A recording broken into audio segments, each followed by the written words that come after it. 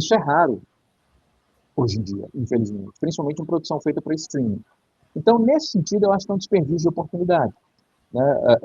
Você tem vários recursos financeiros que muitas vezes não estão à disposição, os grandes estúdios, por exemplo, Hollywood, não oferecem mais, principalmente para produções que ficam no meio do caminho em termos de orçamento, né? Antigamente, e quando eu falo antigamente, até 15 anos, 10, 15 anos atrás, existiam três camadas de orçamento em produção em Hollywood. Tinha os filmes de baixo orçamento, que eram filmes abaixo de 5, 10 milhões de dólares, para eles isso é baixo orçamento. Filmes de médio orçamento, que eram de 10 a 50 milhões, 50, 60, e filmes de grande orçamento, que eram filmes de 80, 90, 100 milhões para cima. Normalmente, os filmes mais interessantes eram aqueles que ficavam nesse meio do caminho, eram os filmes de médio orçamento. Se você for ver, por exemplo, 99, por exemplo, 1999, que foi um dos anos, assim, um ano maravilhoso para o cinema. Você tinha filmes como Magnolia,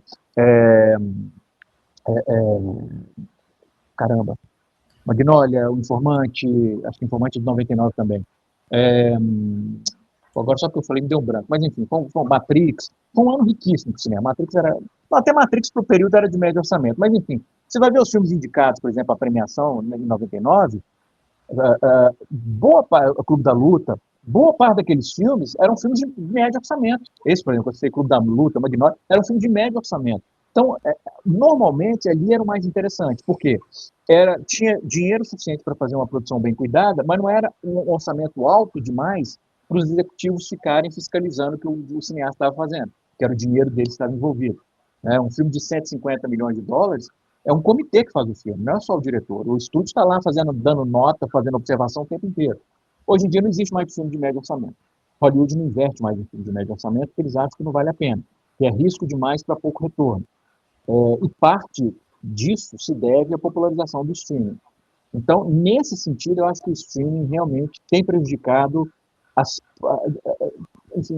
cerceado as possibilidades que o cinema sempre teve. Agora, matar a experiência de ir ao cinema, é isso. Ir ao cinema ver filme é uma coisa que sempre vai ter isso. Talvez não tanto quanto tinha antigamente, Belo Horizonte, eu moro em Belo Horizonte. Nos últimos meses eu tenho ficado meio impressionado assim, com a falta de opções de programação de cinema em Belo Horizonte. Antigamente eu olhava a programação de cinema, você tinha 20, 25 filmes em cartaz.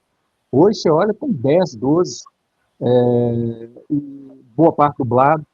Então você não encontra, enfim, é difícil, mas você consegue sempre.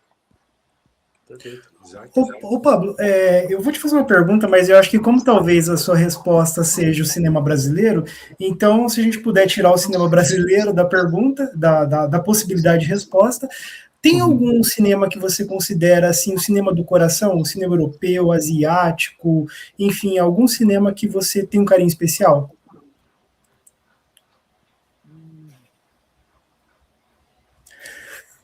Olha, assim, é como eu falei, o cinema que está no meu coração, que é o cinema que sempre vai estar no meu coração, que eu sempre vou ter um carinho especial, é o cinema brasileiro. Tirando o cinema brasileiro, eu admiro, por exemplo, a gente fala muito de Hollywood, mas eu aprendi a gostar de cinema vendo filme hollywoodiano, e eu gosto de filme hollywoodiano até hoje. Pode dar a impressão que eu estou falando, nada que se faz em Hollywood. Não, Hollywood faz muita coisa bacana. Né? Os Estados Unidos produzem muita coisa bacana ainda. 2025 mesmo foi um ano riquíssimo, a gente viu várias, uma batalha após a outra, é um filmaço, Pecadores é um filmaço. Então, assim, não é para dar a impressão que eu detesto o cinema norte-americano, de modo nenhum. Então, mas tirando o cinema brasileiro, assim, um lugar especial no meu coração, não. Eu gosto de cinema sul-coreano pra caramba, adoro o novo cinema romeno,